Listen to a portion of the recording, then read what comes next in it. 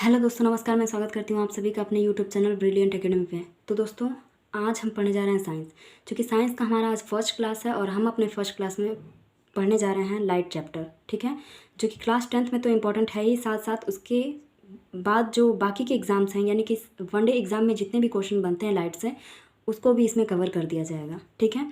तो चलिए दोस्तों, हम शुरू करते हैं अपना क्लास आज का, और चैप्टर का नाम है लाइट, ठीक है। तो चलिए हम शुरू हो जाते हैं।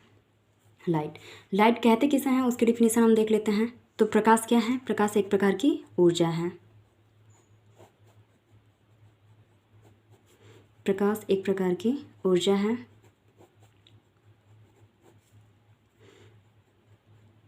प्रकाश एक प्रकार की ऊर्जा है जिसकी सहायता से हम क्या करते हैं? जिसकी सहायता से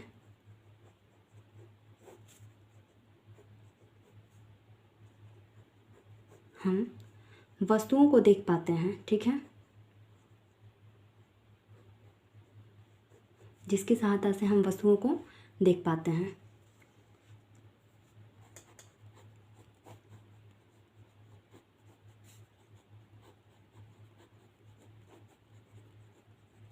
ठीक है दोस्तों, यानी कि लाइट क्या है? A type of energy by by ठीक है। यानी कि light is a form of energy, ठीक है। लाइट क्या है? एनर्जी का एक फॉर्म है जो हमें क्या करती है? अपने आसपास की वस्तुओं को देखने में मदद करती है। और क्या, एक इसकी और डिफिनीसन आती है, उसको भी हम लिख लेते हैं, ठीक है, ताकि कोई कन्फ्यूज़न ना रहे कि ये डिफिनीसन की ये डिफिनीसन, सब क्लियर हो जाएगा। प्रकाश एक विद्युत चुंबकीय तरंग है। प्रकाश एक विद्युत चुंबकीय तरंग है।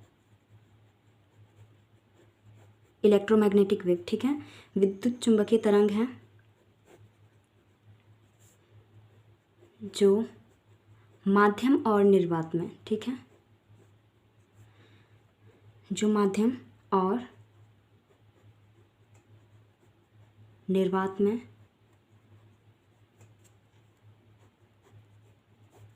में गमन कर सकती है, ठीक है। तो क्या है? एक इलेक्ट्रोमैग्नेटिक वेव है। इलेक्ट्रोमैग्नेटिक वेव का नेचर क्या होता है? मतलब कि वो वैक्यूम में क्या करती है? ट्रेवल कर सकती है, ठीक है। मीडियम में तो लाइट करता ही करता है, बट वैक्यूम में भी ये ट्रेवल कर सकता है। मीडियम में भी क्या होना चाहिए? जो हमारा ट्रांसपेरेंट होता है उसमें ये ट्रेवल करता है लाइट, ठीक है। तो इसकी दो डिफिनीशन हमने देख ली।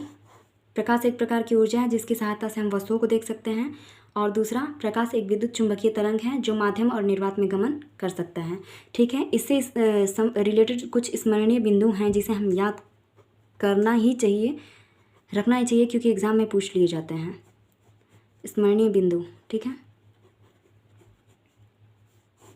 तो इससे रिलेटेड स्मरणीय बिंदु क्या है, या फिर हम कह सकते हैं कि प्रकाश के गुण, ठीक है। ये जो लाइट हम पढ़ रहे हैं उसके गुण को भी हम कह सकते हैं।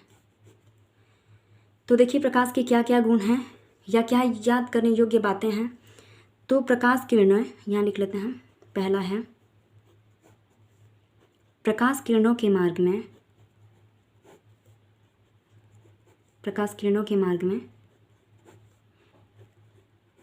किसी अपारदर्शी वस्तु को, ठीक है, यानी कि ओपेक वस्तु, ऑब्जेक्ट कोई भी हम रख दें, किसी अपारदर्शी वस्तु को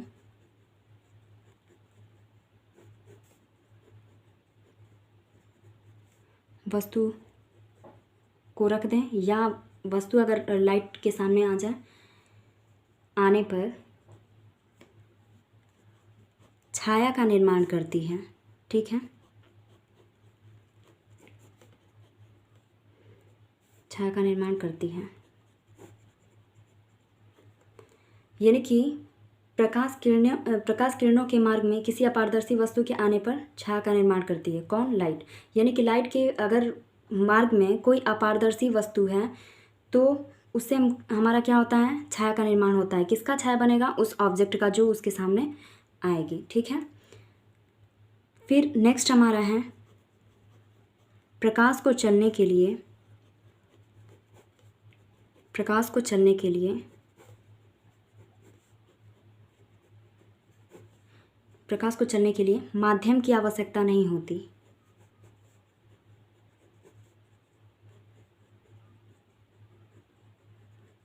प्रकाश को चलने के लिए माध्यम की आवश्यकता नहीं होती, यानी माध्यम अगर मीडियम नहीं है तो भी क्या लाइट ट्रेवल कर सकती है, की आवश्यकता नहीं होती।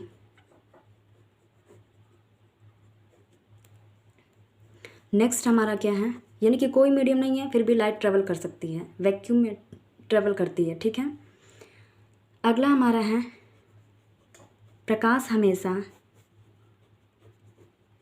इम्पोर्टेंट है, प्रकाश हमेशा पारदर्शी माध्यम से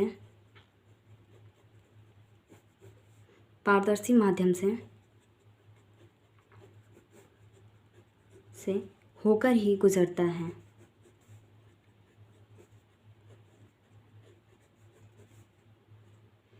होकर ही गुजर सकता है। ठीक है,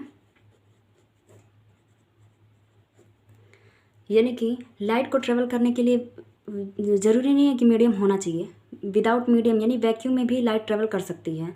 और अगर मीडियम होगा भी तो मीडियम कैसा होना चाहिए, पारदर्शी मीडियम होना चाहिए। ठीक है, यानी कि जो सन की लाइट आती है तो वो क्या वैक्यूम, जो हमारा अंतरिक्ष है क्या है, वैक्यूम है, वहाँ से ट्रेवल करते हुए अर्थ पे आती है।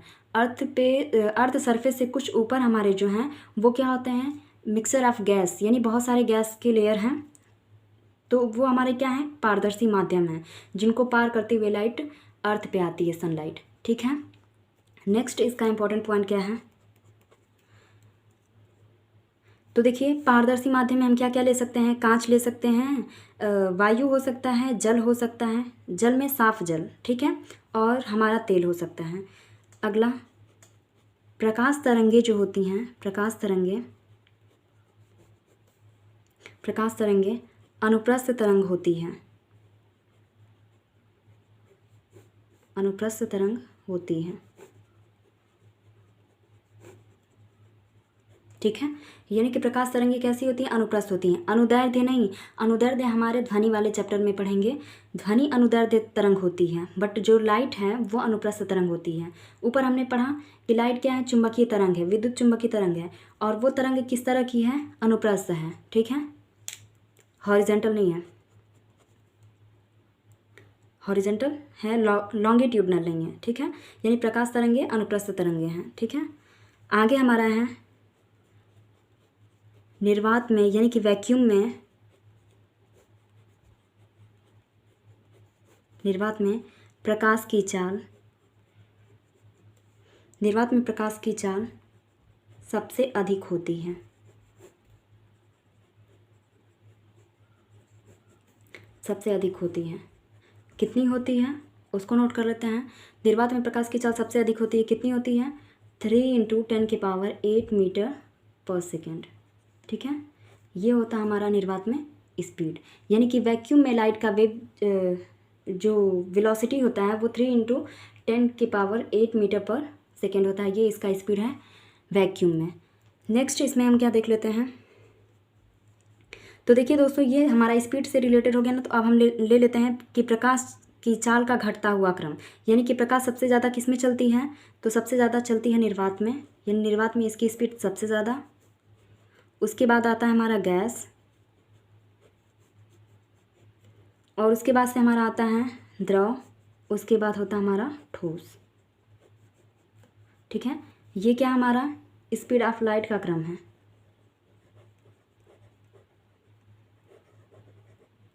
यानी कि स्पीड ऑफ लाइट का क्रम हमारा है, सबसे ज़्यादा किस में होता है, वैक्यूम में सबसे ज़्यादा स्पीड होती है, फिर गैस में, फिर लिक्विड में, और उसके बाद सॉलिड में। ठीक है, निर्वात हमारा वो अंतरिक्ष वाला, उसमें होता है, फिर गैस में होगा, फिर लिक्विड में, और फिर सॉलिड में। तो आते हैं दोस्तों, अब हम देख लेते हैं कि सबका क्या होता है, कुछ ना कुछ नेचर होता है, वैसे लाइट का भी कुछ नेचर होगा। तो अब हम नेचर ऑफ लाइट पढ़ लेते हैं कि लाइट का नेचर क्या है। तो आइए, प्रकाश की प्रकृति,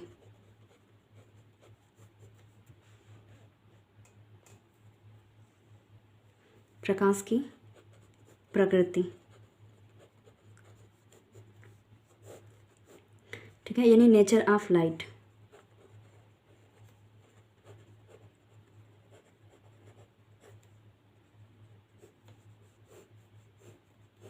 नेचर ऑफ लाइट क्या है, यानी कि लाइट का क्या नेचर है उसको हम पढ़ते हैं। तो देखिए दोस्तों, ये जो लाइट है ना वो ड्वेल नेचर शो करता है, यानी कि द्वैत प्रकृति प्रदर्शित करता है। तो हम लिख लेते हैं यहाँ पे कि जो हमारा प्रकाश है, प्रकाश द्वैत प्रकृति शो करता है, द्वैत प्रकृति प्रदर्शित करता है।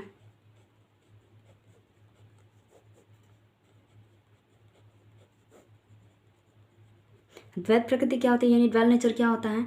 तो ड्वेल नेचर का मतलब है कि जो हमारा लाइट है वो पार्टिकल्स के फॉर्म में भी पाया जाता है और वेव फॉर्म में भी पाया जाता है, ठीक है। यानी कि लाइट जो है पार्टिकल्स के रूप में भी चलता है, यानी कि पार्टिकल्स का भी बिहेवियर करता है और वेव नेचर का भी बिहेवियर शो करता है, ठीक है। यानी कि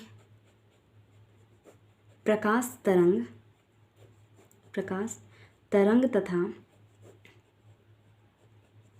तथा कण के रूप में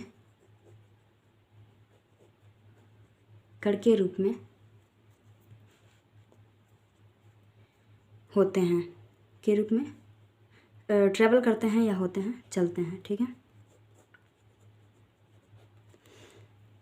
ठीक है दोस्तों, तो देखिए ये तरंग पहले हम जान लेते हैं कण प्रकृति, यानी कि जो नेचर ऑफ लाइट का जो पार्टिकल्स नेचर है वो कौन दिया था, सबसे पहले न्यूटन साहब आए थे।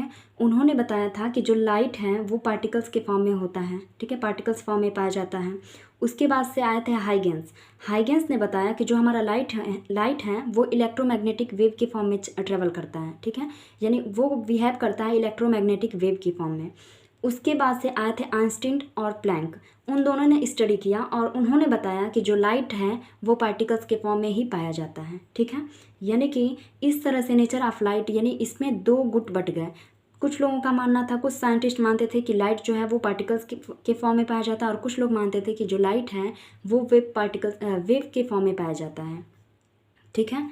इस तरह से इसका हम दो तरह से स्टडी करते हैं, एक रे ऑप्टिक्स बनाया गया, एक वेव ऑप्टिक्स बनाया गया। रे ऑप्टिक्स को हम क्लास 10th में ही स्टडी कर लेंगे और वेव ऑप्टिक्स को हम क्लास 12th में पढ़ते हैं, ठीक है, क्योंकि रे ऑप्टिक्स में हमारा रिफ्लेक्शन और रिफ्रैक्शन आता है, 2 चैप्टर, ठीक है दोस्तों। तो ये रहा हमारा नेचर ऑफ लाइट।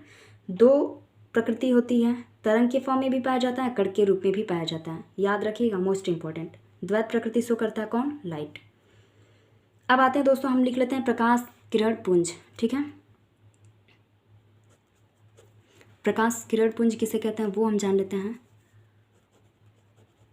तो है हमारा प्रकाश किरण पुंज, जैसा कि नाम से ही समझ में आ रहा होगा, प्रकाश किरण पुंज, पुंज का मतलब होता है समूह के फॉर्म में पाया जाना, ठीक है, प्रकाश किरण पुंज। तो कहते किसे हैं, देखिए, जब प्रकाश किरणें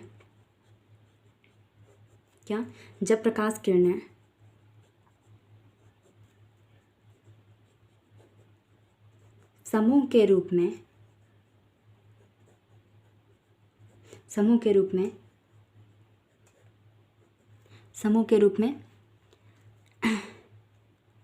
किसी एक ही दिशा में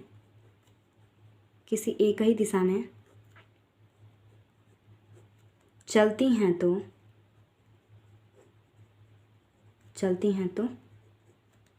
इसे हम क्या कहते हैं, प्रकाश किरण पुंज कहते हैं। इसे हम कहते हैं प्रकाश किरण पुंज, ठीक है। तो क्या हमने देखा, प्रकाश किरण पुंज किसे कहते हैं, जब प्रकाश किरणें समूह के रूप में, ठीक है, यानी कि ग्रुप में किसी एक ही दिशा में, ठीक है, यानी कि सेम डायरेक्शन में जब ट्रेवल करती हैं तो उसे हम कहते हैं प्रकाश किरण पुंज, ठीक है, यानी कि ग्रुप ऑफ रेज जो हैं उन्हीं को हम क्या कहते हैं, प्रकाश किरण पुंज, ठीक है। आइए हम देखते हैं कि प्रकाश किरण पुंज कितने टाइप के होते हैं, ठीक है। तो ये प्रकाश किरण पुंज हमारे कितने टाइप के होते हैं, 3 तरह के प्रकाश किरण पुंज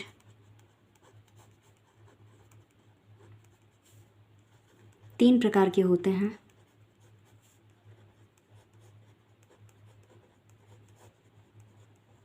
कौन कौन से होते हैं, तो 3 तरह के होते हैं, उनमें से पहला हमारा है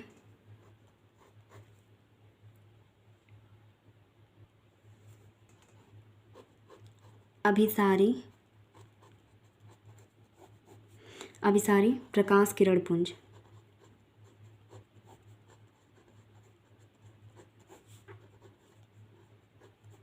ठीक है।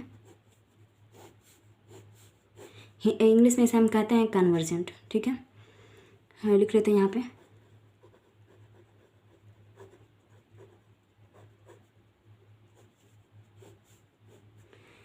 अभिसारी प्रकाश किरण पुंज। अभिसारी प्रकाश किरण पुंज क्या होता है, तो यहाँ हम लिख लेते हैं इसका डेफिनेशन। यदि आपतित किरण, यदि आपतित प्रकाश की किरण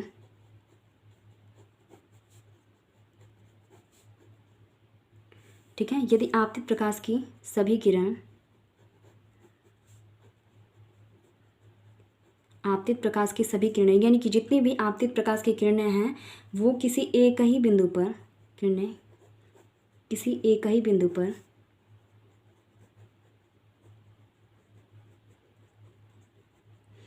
किसी एक ही बिंदु पर मिलती हैं तो इसे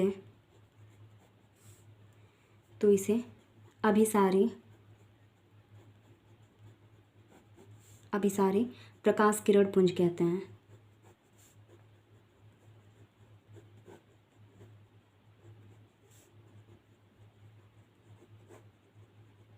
ठीक है, यानी कि आपतित प्रकाश की सभी किरणें किसी एक बिंदु पर आकर मिलें। ठीक है, यानी कि फैली हुई किरणें अगर एक बिंदु पर आकर के मिल जाएं तो उसे हम कहते हैं अभिसारी।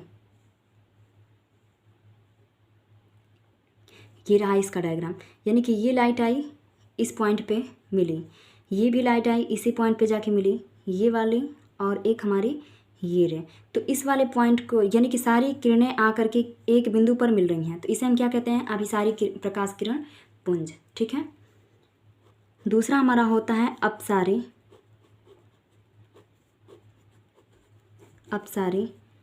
प्रकाश किरण पुंज।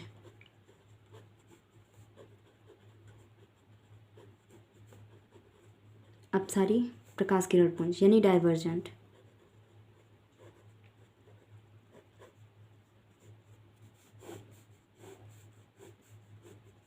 ठीक है, तो देखिए दोस्तों अभिसारी में अगर आगे हम पढ़ेंगे तो जिसमें हमारा उत्तल दर्पण आता है, ठीक है, कन्वेक्स मिरर इसमें हमारा आएगा। अपसारी प्रकाश किरण पुंज किससे कहते हैं, तो अपसारी प्रकाश किरण पुंज, तो देखिए इसमें क्या है, सारी किरणें आकर के एक बिंदु पर मिल रही हैं। अपसारी में इसका अपोजिट होता है, किसी एक बिंदु से सारी किरणें क्या होती हैं, फैलती हुई नजर आती हैं। ठीक है, तो यहाँ हम लिख लेते हैं जब प्रकाश किरणें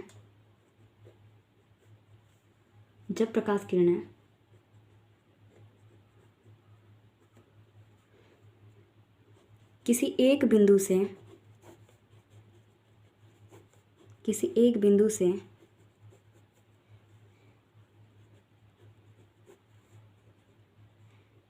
आती हुई प्रतीत होती हैं या एक बिंदु से फैलती हैं। ठीक है, आती हुई प्रतीत होती हैं तो उसे अपसारी प्रकाश किरण पुंज कहते हैं। अपसारी प्रकाश किरण पुंज कहते हैं।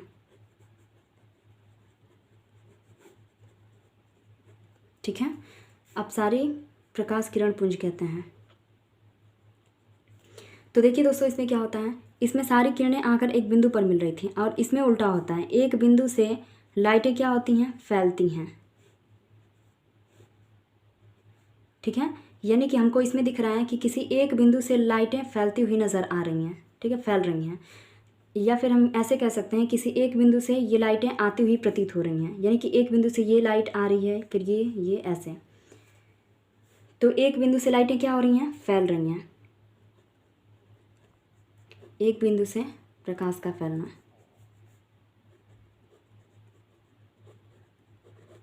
सभी किरणों का फैलना। ठीक है,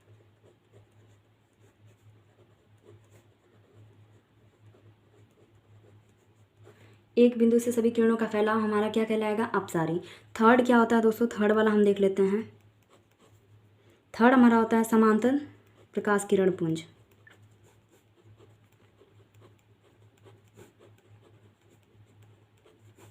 समांतर प्रकाश किरण पुंज,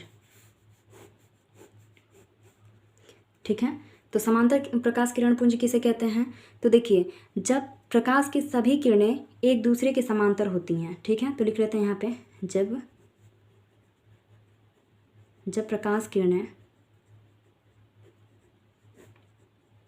एक दूसरे के क्या हों, समांतर हों, जब प्रकाश किरणें एक दूसरे के समांतर हों तो इसे समांतर प्रकाश किरण पुंज कहते हैं।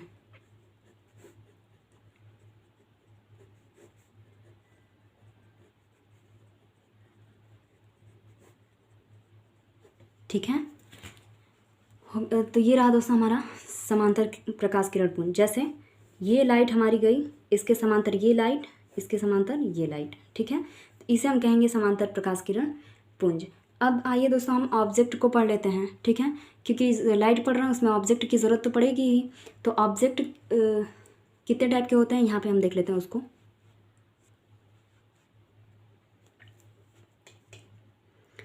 तो हमारा नया हेडिंग है टाइप ऑफ ऑब्जेक्ट।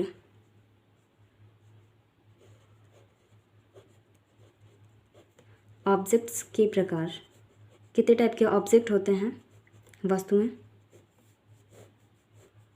तो देखिए दोस्तों, हमारे ऑब्जेक्ट जो होते हैं वो दो तरह के होते हैं, यानी कि दो प्रकार के होते हैं।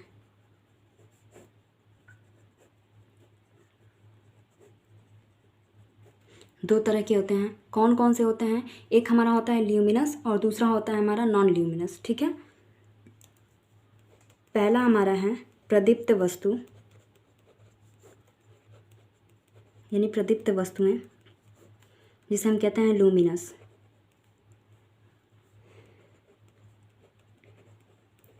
लूमिनस ऑब्जेक्ट, ठीक है दोस्तों। तो ये लूमिनस ऑब्जेक्ट क्या होता है? तो लूमिनस ऑब्जेक्ट वो होता है जिनके पास क्या होता है, स्वयं का प्रकाश होता है, ठीक है, यानी कि जिनके पास स्वयं का प्रकाश होता है, या ऐसे ऑब्जेक्ट जो क्या करते हैं, प्रकाश उत्सर्जित करते हैं, उन्हें हम क्या कहते हैं, प्रदीप्त वस्तुएं। तो लिख लेते हैं यहाँ पे, वे वस्तुएं जिनके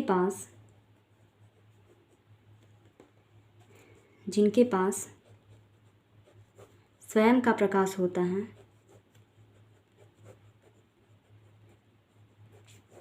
स्वयं का प्रकाश होता है,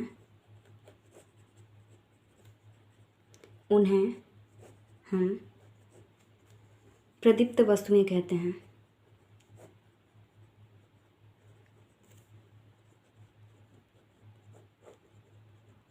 ठीक है, प्रदीप्त वस्तुएं कहते हैं। प्रदीप्त वस्तुएं हैं क्या क्या, उनके एग्जाम्पल्स हम देख लेते हैं। तो एग्जाम्पल में हमारा आएगा,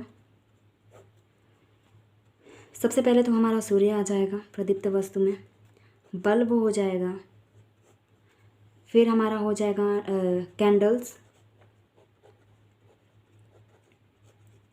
एटसेट्रा। ठीक है, तो देखिए सूर्य क्या करता है, तो इसमें हमने क्या देखा, वे वस्तुएं जिनके पास स्वयं का प्रकाश होता है, या फिर ऐसी वस्तुएं जो प्रकाश का उत्सर्जन करती हैं। ठीक है, तो देखिए ये सारे हमारे क्या हैं, ये जो ल्यूमिनस ऑब्जेक्ट्स हैं वो क्या करते हैं, एक अपने अंदर की जो एनर्जी होती है, यानी कि एक फॉर्म की एनर्जी को वो लाइट एनर्जी में कन्वर्ट करते हैं। ठीक है, यानी कि इनके पास तो देखिए सूर्य हमारा क्या करता है, न्यूक्लियर फ्यूज़न करता है, इसके थ्रू वो क्या करता है, लाइट एनर्जी हमें देता है। बल्ब क्या होता है, तो बल्ब इलेक्ट्रिकल एनर्जी को कन्वर्ट करता है लाइट एनर्जी में। ठीक है, तो ये भी हमारा क्या हुआ, उत्सर्जित किया लाइट को।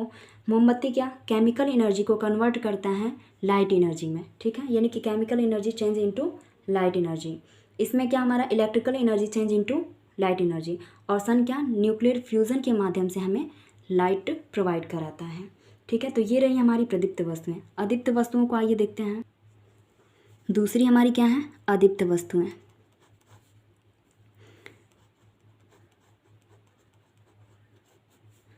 अदीप्त वस्तुएं जिन्हें हम क्या कहते हैं, नॉन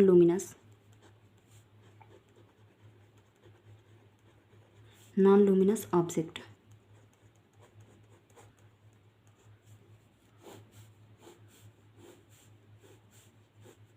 ठीक है। तो नॉन लुमिनस ऑब्जेक्ट, तो ये क्या होती हैं, इनके पास क्या होता है, खुद का प्रकाश नहीं होता है, और ना ही ये क्या करते हैं, लाइट उत्सर्जित करते हैं, यानी प्रकाश उत्सर्जित नहीं करते हैं। तो लिखते हैं कि वे वस्तुएं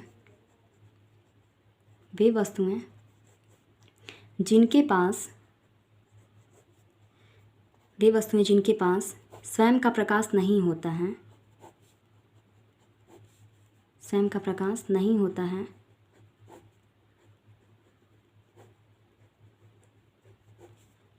जिनके पास स्वयं का प्रकाश नहीं होता है, अदीप्त वस्तु कहलाती हैं।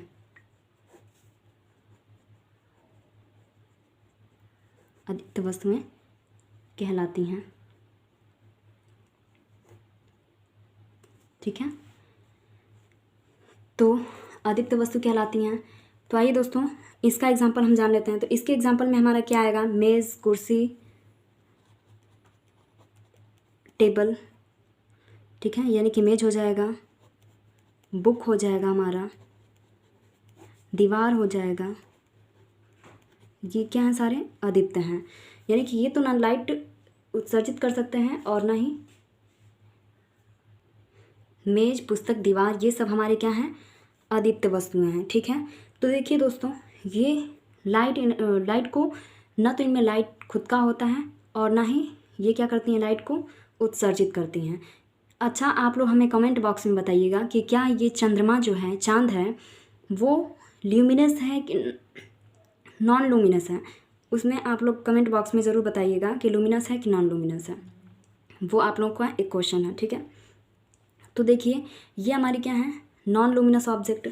तो अदीप्त वस्तु को हम कैसे देख पाते हैं, फिर कैसे दिखती हैं ये हमें। तो देखिए जैसे ही ये सारी वस्तुएं हमें दिखती हैं रिफ्लेक्शन के माध्यम से, यानी परावर्तन के माध्यम से ये वस्तुएं हमें दिखाई देती हैं। ठीक है, यानी कि किसी भी अदीप्त वस्तु को देखने के लिए दीप्त वस्तु का होना आवश्यक है। ठीक है, मोस्ट इम्पॉर्टेंट, यानी कि नॉन लुमिनस ऑब्जेक्ट को देखने के लिए लुमिनस ऑब्जेक्ट का होना आवश्यक है। तो हम लिख लेते हैं, अदीप्त वस्तु को देखने के लिए अदीप्त वस्तु को देखने के लिए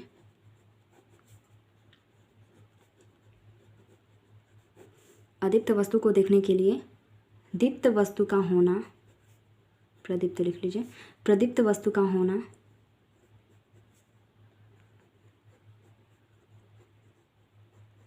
आवश्यक है। ठीक है,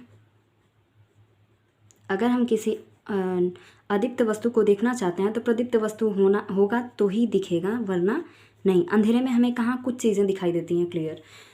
तो क्या होता है, अदीप्त वस्तु को देखने के लिए लाइट होना चाहिए, यानी कि प्रदीप्त वस्तु होना चाहिए।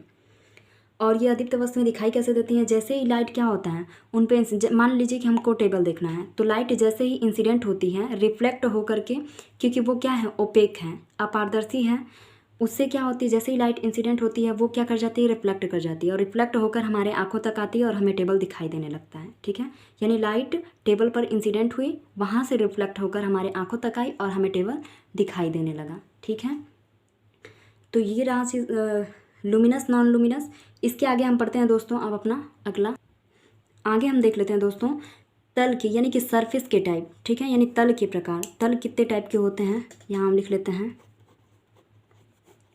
तल के प्रकार। तो कितने तरह के तल होते हैं, 3 प्रकार के, 3 प्रकार के होते हैं। ठीक है, कौन कौन से, तो सबसे पहला हमारा आता है पारदर्शी तल।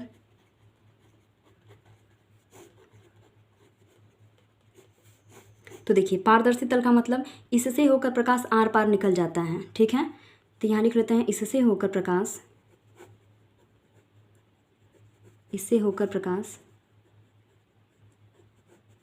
आर पार निकल जाता है।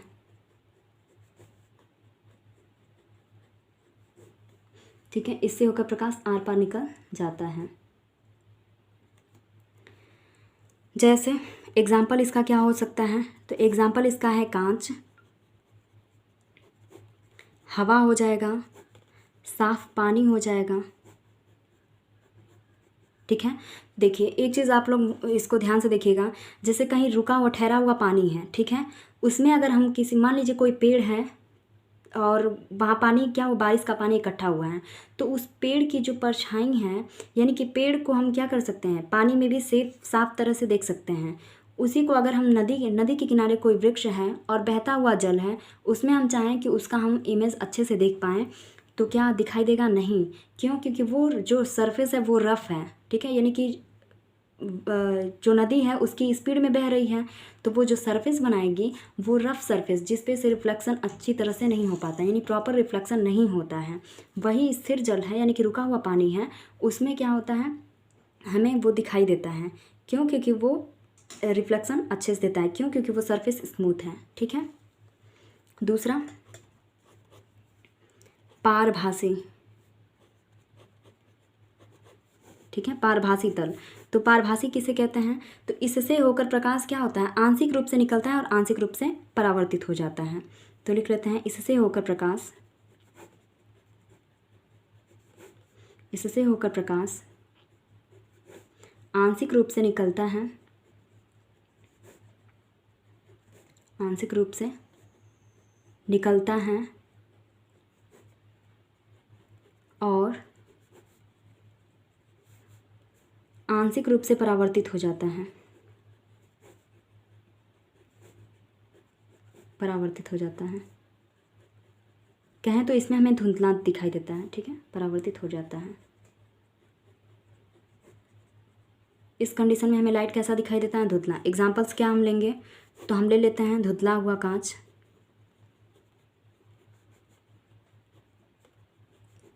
ठीक है, धुंधला कांच हो गया। फिर हमारा हो गया चिकना कागज़,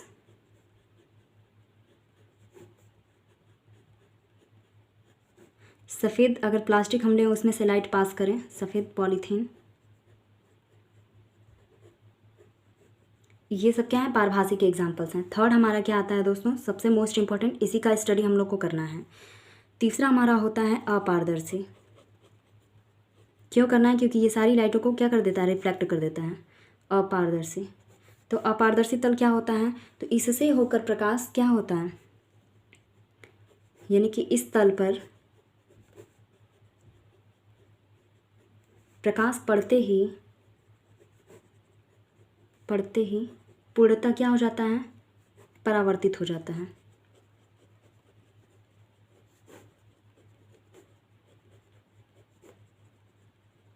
ठीक है, यानी कि इस पर प्रकाश पड़ा और टोटल का टोटल क्या हो गया, रिफ्लेक्ट कर गया। तो इसमें एग्जांपल्स हम क्या ले लेते हैं? इसमें एग्जांपल हमारे हो जाएंगे, दीवार हो जाएगा, डेस्क हो जाएगा, दीवार, डेस्क, ब्लैक बोर्ड, ठीक है, बीबी यानी ब्लैक बोर्ड। तो अब आइए दोस्तों, ये तो हो गया हमारे तल के प्रकार। और एक चीज़ और हम देख लेते हैं कि जो हमारा रिफ्लेक्टर होता है, यानी कि रिफ्लेक्टर सरफेस होता है, उसकी क्या क्या कैरेक्टरिस्टिक्स होते हैं उसको हम देख लेते हैं, ठीक है। तो यहाँ हम लिख लेते हैं परावर्तक तल की विशेषताएं, यानी कि जो हम तल लेते हैं वो कैसा।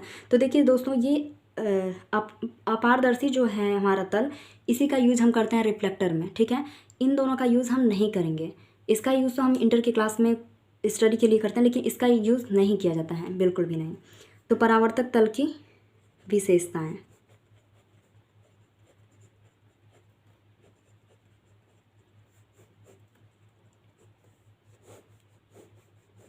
परावर्तक तल कौन सा हुआ, अपारदर्शी, ठीक है।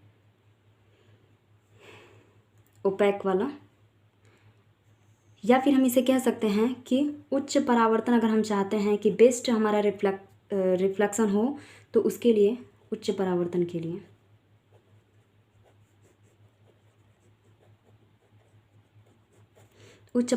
लिए हमारा तल कैसा होना चाहिए? सबसे पहले तो तल कैसा होना चाहिए, चमकदार होना चाहिए, तल चमकदार होना चाहिए, तल चमकदार होना चाहिए। नेक्स्ट, तल पॉलिश किया हुआ होना चाहिए, तल पॉलिशदार होना चाहिए।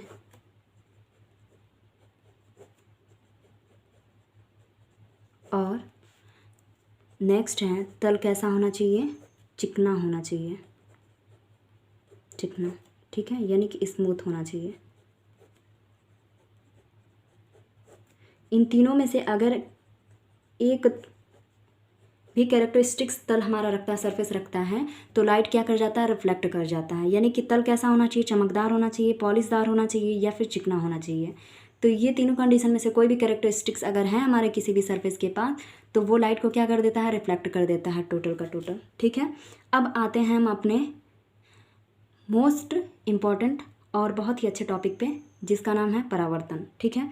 तो आइए हम पढ़ते हैं परावर्तन किसे कहते हैं।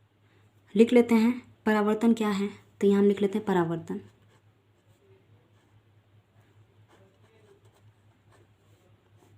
ठीक है। या फिर हम लिख लेते हैं प्रकाश का परावर्तन।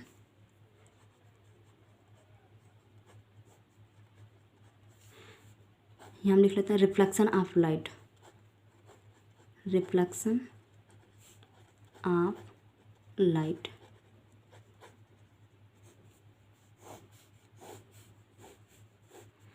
ठीक है।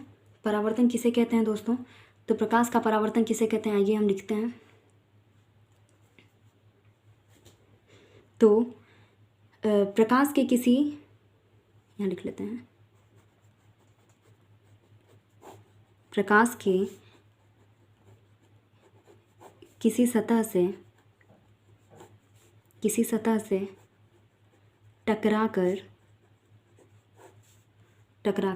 उसी माध्यम में, किस माध्यम से, जिस माध्यम से वो आया है, उसी माध्यम में वापस लौटना, उसी माध्यम में वापस लौटना प्रकाश का परावर्तन कहलाता है,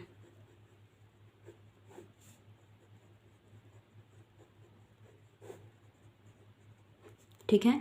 यानी कि प्रकाश का किसी सतह से टकराकर उसी माध्यम में वापस लौटना प्रकाश का परावर्तन कहलाता है। अब देखिए यहाँ दिया है किसी सतह से, सतह का मतलब आप लोग समझ गए, सतह कैसा होना चाहिए, रफ नहीं होना चाहिए। अगर रफ है तो बेस्ट रिफ्लेक्टर नहीं होगा, यानी कि बेस्ट रिफ्लेक्शन नहीं होगा। सतह कैसा होना चाहिए, स्मूथ होना चाहिए, पॉलिशदार होना चाहिए और चमकदार होना चाहिए। इन तीनों में से अगर किसी भी टाइप का हमारा सरफेस है तो लाइट का रिफ्लेक्शन होगा, ठीक है, बेस्ट। और नहीं तो रफ सरफेस है तो उस पर भी होता है, बट उतना अच्छी तरीके से रिफ्लेक्शन नहीं होता है, ठीक है। तो ये हो गया हमारा प्रकाश का परावर्तन। अब परावर्तन तो देखिए, सबसे पहले किसी सतह से, तो हम देख लेते हैं ये हमारा क्या है, ले लेते हैं ये मिरर है। नीचे से हमने क्या कर दिया, इस पर इसको लेयर कर दिया सिल्वर नाइट्रेट के सोल्यूशन से। तो देखिए ये हमारा मिरर है एम, ठीक है। और इस पर क्या होती है, ये लाइट हमारी इंसिडेंट होती है, इसको हम बोलते हैं इंसिडेंट रे। और यहाँ से क्या, ये हमारा ऊपर वाला तल जो है, ये वाला, ये हमारा क्या है, मतलब कि चमकदार है, ठीक है। तो चमकदार, जैसे ये लाइट इंसिडेंट हुआ, यहाँ से टकरा कर ये इसी मीडियम में लौट जाएगा, ठीक है। तो ये वाली जो लाइन है इसको हम बोलते हैं इंसिडेंट रे, और ये वाली जो लाइन है इसको हम बोलते हैं रिफ्लेक्ट, ठीक है। यानी कि रिफ्लेक्टेड रे और इंसिडेंट रे। तो इससे क्या होता है, किरण आई, इस बिंदु पर मिली, और इस बिंदु पे आते ही इस सरफेस से क्या हो गई, टकरा कर वापस उसी माध्यम में लौट गई। आपतित किरण हो गया और ये परावर्तित किरण, ठीक है। आपतित किरण और ये क्या रहा, आर हो गया हमारा परावर्तित किरण। अब देखिए इसके दो नियम भी हैं, परावर्तन के दो नियम। तो यहाँ हम लिख लेते हैं परावर्तन के नियम, लॉज ऑफ रिफ्लेक्शन,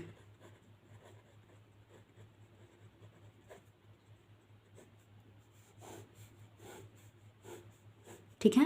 यानी कि परावर्तन के क्या नियम हैं, परावर्तन के दो नियम हैं।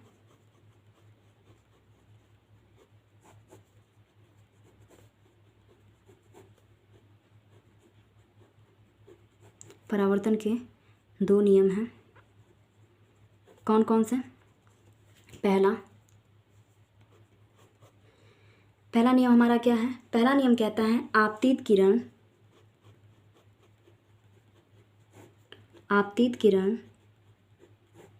परावर्तित किरण तथा आपतन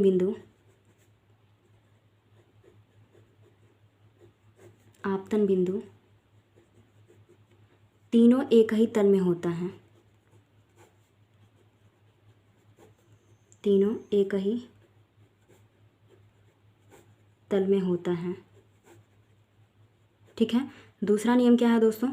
दूसरा कहता है कि आपतन कोण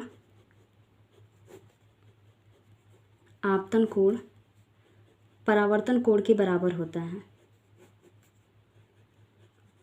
इंसिडेंट एंगल रिफ्लेक्शन एंगल के क्या होता है? बराबर होता है। आपतन कोण परावर्तन कोण के बराबर होता है।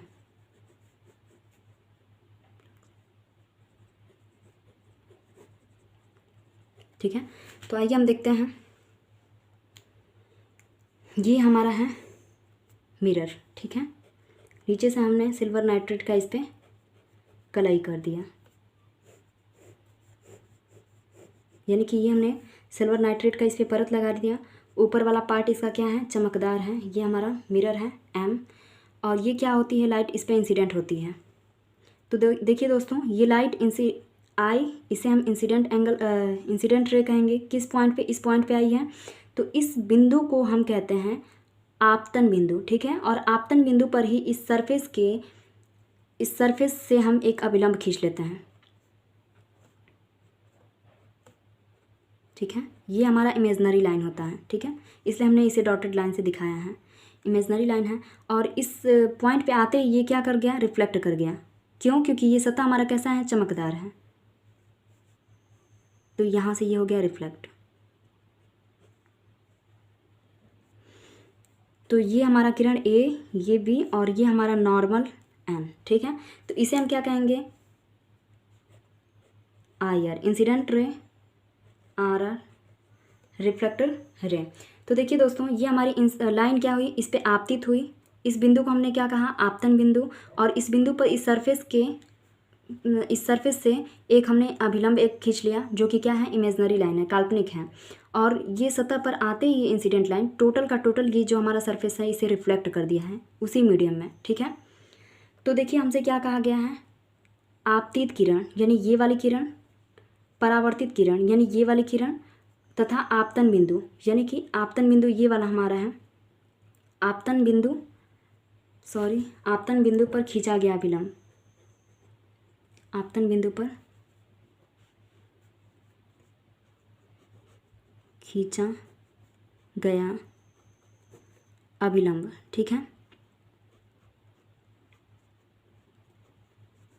अभिलंब। ठीक है। यानी कि आपतित किरण, परावर्तित किरण तथा आपतन बिंदु पर खींचा गया अभिलंब तीनों एक ही तल में होते हैं। यानी कि आपतित किरण, परावर्तित किरण और ये आपतन बिंदु तीनों एक ही तल में हैं। तो देखिए, अब आप लोगों को बताना है कि तल कौन सा? ये वाला तल यानी कि हॉरिजेंटल वाला तल कि वर्टिकल वाला। यानी कि यहाँ पे एक हम देखिए वीडियो अगर वो रहता, बोर्ड रहता, उस माध्यम से समझाया जाता, इस पर बन नहीं पाता है सही से। ठीक है। तो ये हमारा वर्टिकल वाले तल पे ये सब कुछ हो रहा है, यानी कि हमारा ये वर्टिकल वाला तल है, ना कि ये वाला तल। ये तीनों जो घटनाएं घट रही हैं, यानी आपतित किरण, परावर्तित किरण और ये अभिलंब तीनों एक ही तल में होते हैं। ये वर्टिकल वाला हम तल लेंगे, ना कि ये वाला। ठीक है। दूसरा हमसे क्या कहा गया है? आपतन कोण परावर्तन कोण के बराबर होता है। तो देखिए आपतन कोण क्या? ये जो हमारा आपतित किरण है और ये नॉर्मल यानी कि ये आपतित किरण और ये अभिलंब, इन दोनों के बीच जो हमारा कोण बनता है, आपतित किरण के साथ कोण बन रहा है अभिलंब का ना, इसलिए हम इसे कहते हैं आपतन कोण, आई इंसिडेंट एंगल। ठीक है। और देखिए ये वाली लाइट हमारी क्या है? परावर्तित किरण है, और ये क्या है? अभिलंब है। यानी परावर्तित किरण का अभिलंब के साथ जो कोण बनेगा इसको हम क्या कहते हैं? आर, यानी परावर्तन कोण। ठीक है। तो क्या कहा गया है कि ये जो आई है वो आर के क्या होगी? बराबर। यानी कि आपतन कोण बराबर है किसके? परावर्तन कोण के। ये हमारा सेकेंड लॉ कहा गया है। दूसरे नियम में कहा गया है आपतित किरण, परावर्तित किरण तथा अभिलंब तीनों एक ही तल में है। तल कौन सा है? वर्टिकल वाला, नॉट हॉरिजेंटल वाला। और देखिए आपतन कोण यानी ये वाला कोण इस वाले कोण की क्या हो गया? बराबर। ठीक है, तो ये तो रहा दोस्तों। चलिए यहाँ लिख लेते हैं। आई आर क्या है? आपतित किरण है।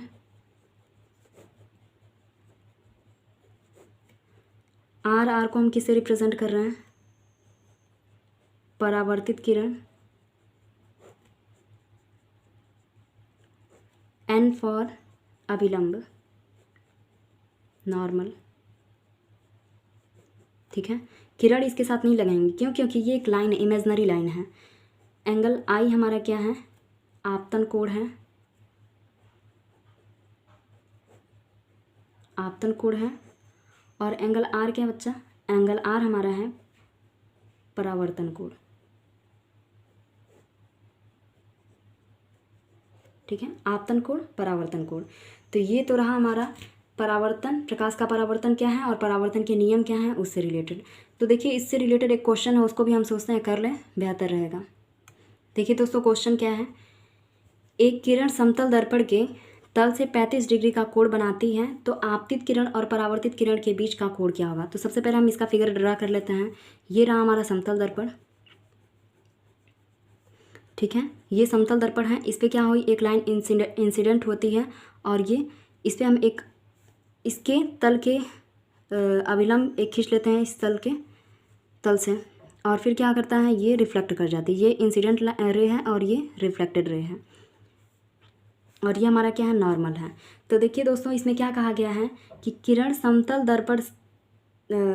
दर्पण के तल से, यानी कि समतल दर्पण का तल ये हुआ। ठीक है, और एक किरण यानी कि ये वाली किरण आ रही है और ये वाला समतल दर्पण, इन दोनों के बीच का एंगल हमको दे दिया है 35 डिग्री।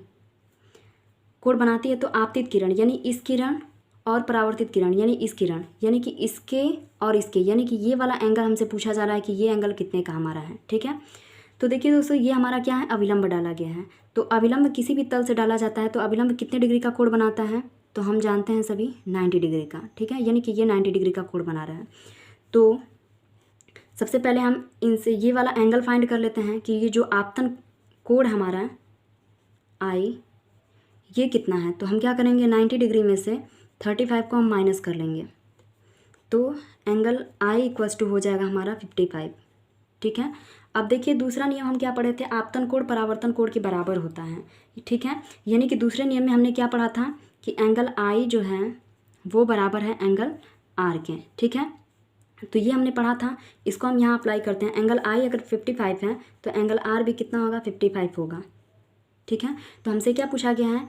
इसके बीच, यानी इसको हम क्या कहते हैं? एंगल आई, और इसके बीच इसको हम क्या कहते हैं? Angle are. इन दोनों के एंगल हमसे पूछा गया है। ठीक है, इसको हम ओ ले लेते हैं, यानी कि हमसे पूछा गया है एंगल ए ओ बी कितना है।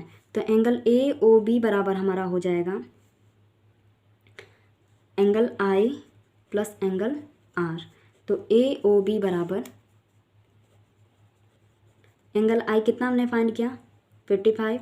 ये कितना है? 55। दोनों को हमने ऐड किया तो ए ओ बी की वैल्यू आ गई 110। ठीक है, 110 डिग्री आ गया। यानी हम कह सकते हैं कि आपतित किरण तथा परावर्तित किरण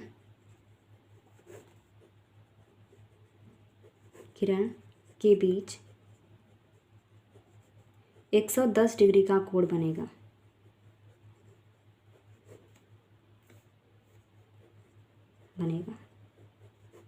ठीक है, उम्मीद करते हैं दोस्तों आज का क्लास आप लोग को अच्छा लगा होगा, पसंद आया होगा। तो कमेंट बॉक्स में ज़रूर बताया करें कि आप लोग को क्लास कैसा लग रहा है और क्या चीज़ कमी है, क्या उसमें और पूरा करना चाहिए। ठीक है, तो आज के लिए ही इतना ही रहेगा।